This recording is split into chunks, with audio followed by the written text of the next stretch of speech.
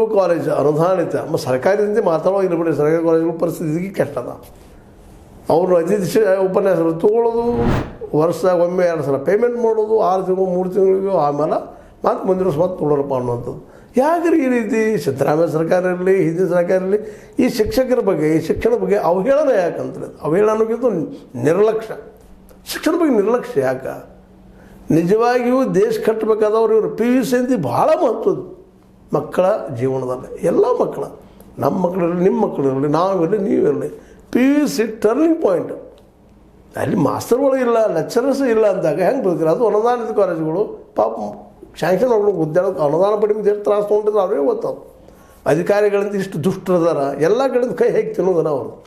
ಇದರಲ್ಲಿ 2 ಮಾತಿಲ್ಲ. ಅನುದಾನಿತ ಕಾಲೇಜುಗಳಿಂದ ಯಾರ್ಯಾರು ಇವತ್ತು ನಿವೃತ್ತರಾಗ್ಯಾರೋ, ಮತ್ತೇನಾಗ್ಯಾರೋ, ಅವರಿಂದ ಅವ್ರಿಗೆ ಅನುದಾನ ಕೊಡೋ ಮುಂದೆ ಅಥವಾ ಅವ್ರಿಗೆ ಇದನ್ನು ಮಾಡೋ ಫಿಕ್ಸ್ ಮಾಡಿ, ನೌಕರಿ ಫಿಕ್ಸ್ ಮಾಡೋ ಮುಂದೆ ದುಡ್ಡು ಎಬ್ಬಿಸಿದವರೇ ಇವರು, ಅಧಿಕಾರಿಶಾಹಿ ವರ್ಗದವರು, ರಾಜಕಾರಣಿಗಳು ಇಬ್ಬರು ಕುಡ್ಕೊಂಡು ಮಾಡಿದರು. ನಂತರದಲ್ಲಿ ಫಂಡ್ ಇಲ್ಲೋ ಮತ್ತೇನು ಕಾರಣಕ್ಕೋ, ಈಗಂತ ನಿಮ್ಗೆ ಗೊತ್ತದ, ನಮ್ಮ ಭಾರೀ ನಾಯಕರು ರಾಮಕೃಷ್ಣ ಹೆಗಡೆ ಅವರು ಶಾಶ್ವತ ಅನುದಾನ ರೈತದ ಮಾಡಿಬಿಟ್ರು ಪಾಪ ಇವರಿಗೆಲ್ಲ. ಇವತ್ತು ಅದನ್ನು ಕಂಟಿನ್ಯೂಷನ್ ಮಾಡ್ಕೊಂಬಂತಾರೆ ಇವತ್ತು ಸಿದ್ದರಾಮಯ್ಯನವರಿಗೆ. ಇವ್ರಿಗೆ ನಮ್ಮ ಪಾಪ ಈ ಉಪನ್ಯಾಸಕರ ಬಗ್ಗೆ, ಇವ್ರ ಬದುಕಿನ ಬಗ್ಗೆ ಎಂದಾದರೂ ವಿಚಾರ ಮಾಡಿದ್ದಾರೆ ಇವರು ಅಂತೇಳಿ. ಈಗ ನೋಡ್ರಿ, 25 ವರ್ಷದ ಹುದ್ದಿನ ಸೃಷ್ಟಿ ಇಲ್ಲ ಪಾಪ. ಎಷ್ಟೋ ಮಂದಿ ನಿವೃತ್ತರಾಗಿ ಹೋಗ್ಬಿಟ್ರು.